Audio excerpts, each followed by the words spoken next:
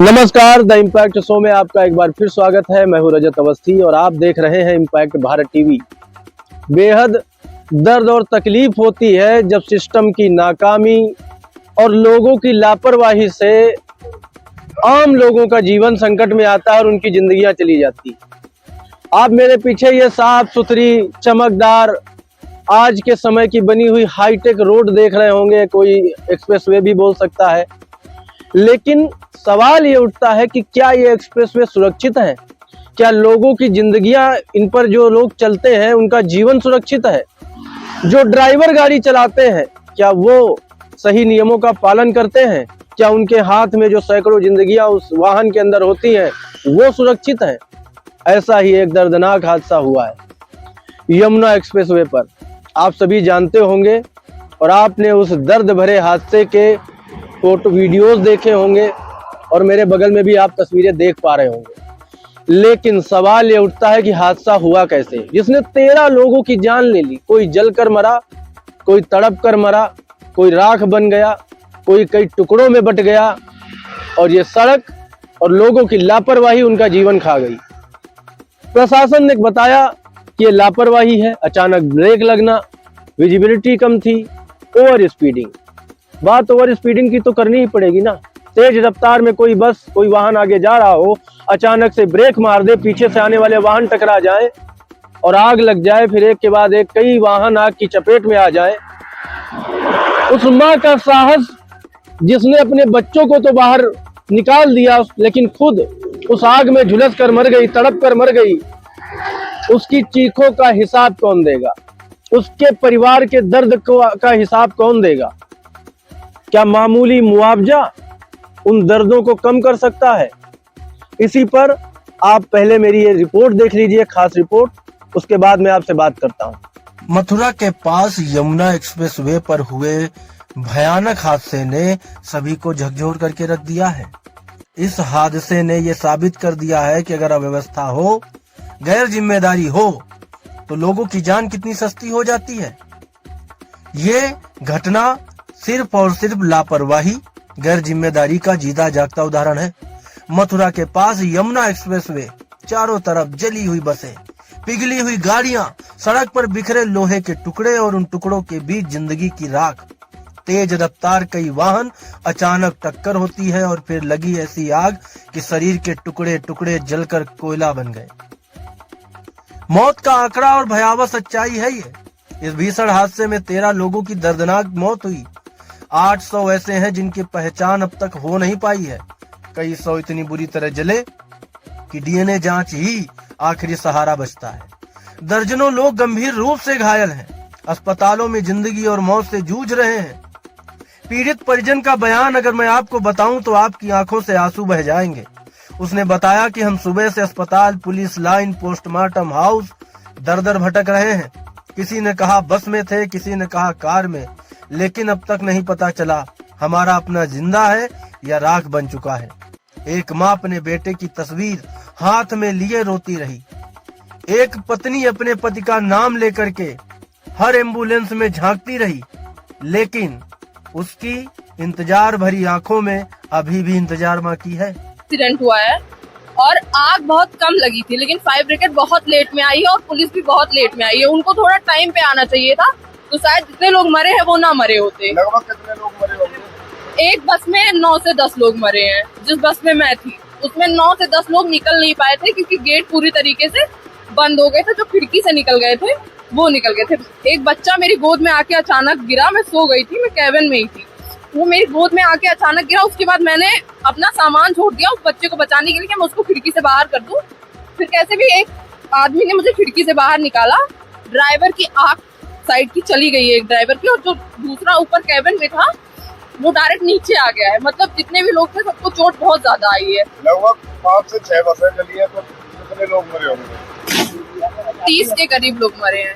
28 से 3 देर में आया प्रशासन, काफी देर में आया है, क्योंकि अगर फायर ब्रिगेड पहले आ गया होता, जिस बस में मैं थी उसमें आगे बस बहुत कम, आग बहुत कम थी उस बस में, लेकिन काफी लेट में आया। जब मैं यहाँ से वहाँ चली गई हूँ किसी तरीके से बस से निकल के, मुझे एक भैया ने अपनी कार में बैठाया है, दवा करवाई है, मेरे घर वालों से मेरी बात करवाई है, वो लोग मुझे लेने आ रहे हैं। उसके काफी देर बाद प्रशासन आई। मैंने 5 फोन किए हैं पुलिस को, मैं आपको दिखा सकती हूँ नंबर, मैंने 5 फोन किए हैं, पर मेरे पास सिर्फ एम्बुलेंस वालों का फोन आ रहा था, मेरे पास पुलिस नहीं आ रही थी एक भी बार। यहाँ पे रोड लाइट होने चाहिए, सारे एक्सीडेंट कोहरे की वजह से ही हुए हैं, इतने सारे फॉग की वजह से हुए हैं। अगर जगह हैवी रोड लाइट्स होंगी तो एक्सीडेंट ना होते। और काफी स्लो स्पीड में बसेस चल रही थी, तेज नहीं चल रही थी, मैं जाग रही थी, वो खुद ड्राइवर बोल रहे थे कि इतना सारा फॉग है, कुछ दिख नहीं रहा है, हम इसको स्लो स्पीड में चलाएंगे। बट सिर्फ लापरवाही की वजह से और फाइबर लेट आने की वजह से इतने सारे लोगों की जान गई है। अगर आगे से आग बुझ गई होती तो इतने सारे लोग मरे ना होते। रेस्क्यू और राहत की अगर बात करें तो हादसे की सूचना मिलते ही police, fire brigade, ambulance, Yamuna expressway authority सब मौके पर पहुंचे। लेकिन अगर चश्मदीदों की बात करें और पीड़ितों की बात करें तो उनका कहना है कि पुलिस एक्शन में नहीं आई, उसे आने में देरी हुई, प्रशासन को देरी हुई। आग इतनी भीषण थी कि गाड़ियों के टायर पिघल गए। आग पर काबू पाने में काफी समय लग गया। मथुरा और आगरा के अस्पतालों में इमरजेंसी घोषित की गई। डॉक्टर का बयान है कि कई घायल 60 से 70% तक झुलसे हुए हैं, कुछ की हालत बेहद नाजुक बनी हुई है। प्रशासन के मुताबिक संभावित कारण भी हो सकते हैं तेज रफ्तार, अचानक ब्रेक लगना, कोहरे या विजिबिलिटी की कमी, एक वाहन में आग लगने के बाद चेन रिएक्शन। हादसे की फॉरेंसिक और तकनीकी जांच शुरू कर दी गई है। मृतकों के परिजनों को मुआवजे की घोषणा हुई। गंभीर घायलों का मुफ्त इलाज होगा। हादसे की हाई लेवल जांच समिति गठित होगी। एक्सप्रेसवे पर स्पीड और सेफ्टी नियमों की समीक्षा की जाएगी। सीसीटीवी और टोल डेटा की भी जांच की जाएगी। प्रशासनिक अधिकारी का बयान है कि दोषियों की पहचान करके सख्त कार्रवाई होगी। ऐसी लापरवाही किसी भी हाल में बर्दाश्त नहीं होगी। इम्पैक्ट भारत टीवी इस हादसे का सीन रिक्रिएट करेगा और बताएगा आपको कि कैसे क्या हुआ, कैसे टकराई बसें और गाड़ियां, कैसे फैली आग, कैसे चंद मिनटों में 13 जिंदगियां खत्म हो गई, ताकि सच सामने आए और भविष्य में ऐसी त्रासदी न दोहराई जाए। बड़ा सवाल यह है कि क्या यमुना एक्सप्रेसवे सुरक्षित है? क्या रफ्तार पर नियंत्रण सिर्फ कागजों तक सीमित है? क्या हादसों के बाद ही जागेगा सिस्टम, या कई हादसे हो जाने के बाद भी सिस्टम जागा नहीं है? ये सिर्फ एक हादसा नहीं, यह सिस्टम की लापरवाही का जलता हुआ सच है। इम्पैक्ट भारत टीवी मृतकों को श्रद्धांजलि भी देता है और पीड़ित परिवारों के साथ भी खड़ा है। इस रिपोर्ट में अगर आगे हम आपको जानकारी दें तो यमुना में मथुरा के पास यमुना एक्सप्रेसवे पर हुए हादसे में मरने वालों की संख्या बढ़कर 18 हो गई है। हादसे वाले दिन यानी कि मंगलवार को मरने वालों की संख्या 13 बताई गई थी, लेकिन मौके से मिली लाशें और उनके अवशेष के बाद यह संख्या बढ़ गई। इनमें से 3 की शिनाख्त होने के बाद उनके शव परिवार वालों को सौंप दिए गए। 15 शवों की पहचान के लिए डीएनए टेस्ट होगा। परिवार से ब्लड सैंपल भी लिए गए हैं। वहीं दूसरे दिन भी लोग अपनों को खोज रहे हैं। यात्रियों के शव टुकड़ों में मिले हैं जिन्हें पहचानना नामुमकिन है। कई शव तो जलकर सिकुड़ गए, मानो कोयला बन गए हो, जिनकी पहचान ही नहीं हो सकी। हादसे की जांच के लिए हरियाणा के मानेसर स्थित इंस्टीट्यूट ऑफ रोड सेफ्टी की टीम के एक्सपर्ट बुलाए गए। सूत्रों के मुताबिक टीम हादसे का सीन भी रिक्रिएट कराएगी। इसके अलावा एडीएम प्रशासन अमरेश कुमार की अगुवाई में 6 सदस्यीय टीम भी जांच कर रही है। वाहनों में आग कैसे लगी? क्या कार की पेट्रोल टंकी फटने से आग लगी या फिर एसी बसों के कंप्रेसर फटने से बसें जलने लगी? टीम इन सवालों के जवाब भी तलाश रही है। टीम को गुरुवार शाम तक अपनी जांच रिपोर्ट डीएम को सौंपनी है। इधर पोस्टमार्टम हाउस पर बुधवार दोपहर को भी अपनों की फोटो लेकर खोजते लोग नजर आए। हमीरपुर से आए एक व्यक्ति ने बताया कि उसका बेटा देवेंद्र दिल्ली में मजदूरी करने जा रहा था। हमने सोमवार शाम 7 बजे बेटे को बस में बैठाया था। मंगलवार सुबह पता चला कि उसी बस में आग लग गई। अभी तक बेटे का कोई पता नहीं चल पाया है। ये एक सवाल नहीं है, ऐसे कई लोग हैं जो अपनों को ढूंढ रहे हैं। मथुरा हादसे की जांच के लिए बनी टीम ने बुधवार को घटनास्थल का मुआयना किया। टीम में एडीएम प्रशासन अमरेश कुमार, एएसपी ग्रामीण सुरेश चंद रावत, XEAN लोक निर्माण विभाग निर्माण खंड प्रथम गुलबीर सिंह, ARTO प्रवर्तन राजेश राजपूत, यमुना एक्सप्रेसवे प्राधिकरण के महाप्रबंधक परियोजना राजेंद्र सिंह भाटी और जेपी इंफ्राटेक लिमिटेड के महाप्रबंधक आनंद सिंह शामिल हैं।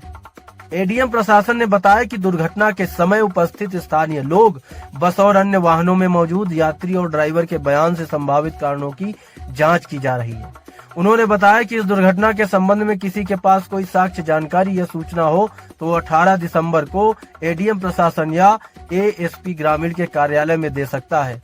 एडीएम प्रशासन के मोबाइल नंबर 9454417721 या एएसपी ग्रामीण के मोबाइल नंबर 9454401103 पर भी जानकारी दी जा सकती है। मथुरा हादसे में 18 लोगों की जान गई है। 300 परिजनों को अभी तक सौंपे गए हैं। 15 की शिनाख्त के लिए परिजनों के लिए डीएनए सैंपल लिया जा रहा है। सीएमओ डॉक्टर राधा वल्लभ ने बहुत सारी जानकारियां हमारी टीम को दी है। यमुना एक्सप्रेसवे पर हुए हादसे में घायल जिला अस्पताल में कुल 43 लोगों में से 30 लोगों को डिस्चार्ज भी किया गया है। इनमें 6 की हालत गंभीर होने पर SN medical college Agra refer भी कर दिया गया है। एक घायल को उसके गृह जनपद गोंडा भेजा गया है। 6 घायल यात्री अभी भी जिला अस्पताल में ही हैं।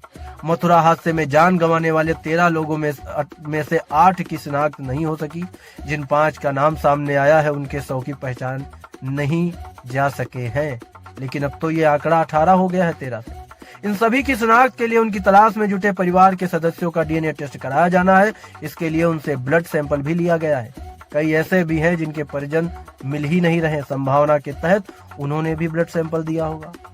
ये हादसा नहीं था, ये जीता जागता लापरवाही का सबूत था जो घटा, और ऐसी तरह ये घटना घटी है कि कई जिंदगियों को अपने साथ राख बना करके चली गई।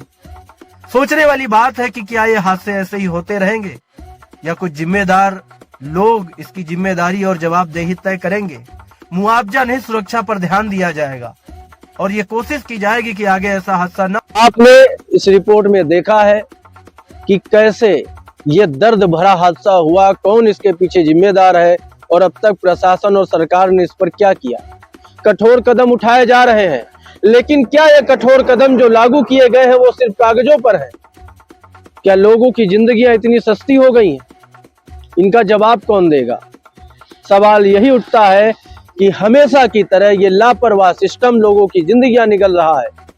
सर्दियां हर साल आती हैं और हर साल कोहरा भी पड़ता है, हर साल विजिबिलिटी भी कम होती है, लेकिन क्या हर साल इन समस्याओं से छुटकारा मिलता है? क्या उनमें सुधार होता है? अधिकारी जिम्मेदार होते हैं? 2025 तो वैसे भी जानलेवा रहा है। कितने बड़े बड़े हादसे हुए हैं। अब तो ठंड का सीजन है, ठंड बढ़ रही है और लोग इस तरह की लापरवाही में अपनी जानें गंवा रहे हैं। ऐसी स्थिति है सबों की कि उनकी पहचान नहीं हो पा रही है। दर्जनों डीएनए करना पड़ेगा, उनका डीएनए टेस्ट ही आखिरी सहारा बचा है। आप सोचो ये हादसा कितना भयानक रहा होगा। हम आपको सचेत कर सकते हैं अपनी जिम्मेदारी निभाते हुए, लेकिन आग्रह यही है कि आप सभी लिमिट में चलें, स्पीड कम करके चलें। आपके साथ आपका परिवार सफर कर रहा होगा, आपके अपने सफर कर रहे होंगे, और सबसे बड़ी चीज अगर आप अकेले भी हैं तो आपका परिवार आपका इंतजार कर रहा होगा। अनावश्यक तरीके से किसी की जिंदगी चली जाए और इतनी दर्दनाक मौत किसी की हो, उसके परिवार पे क्या बीतेगी इसका अंदाजा शायद कोई लगा सकता हो। वो दर्द शायद कोई बयां कर सकता हो, शायद कोई उस दर्द को समझ सकता हो। इसी उम्मीद के साथ कि सरकार और प्रशासन इस पर कठोर नियम बनाएगा, लोग भी जिम्मेदार होंगे, ड्राइवर भी जिम्मेदार होंगे और अपनी जिम्मेदारी से आगे सफर करेंगे ताकि इस तरह की दर्दनाक घटनाएं हमें देखने को ना मिले। तो आज द इम्पैक्ट शो में इतना ही। हमारी मुलाकात आपसे कल फिर होगी एक और बड़ी खबर के साथ। तब तक आप देखते रहिए इम्पैक्ट भारत टीवी। आप देख रहे हैं इम्पैक्ट भारत टीवी।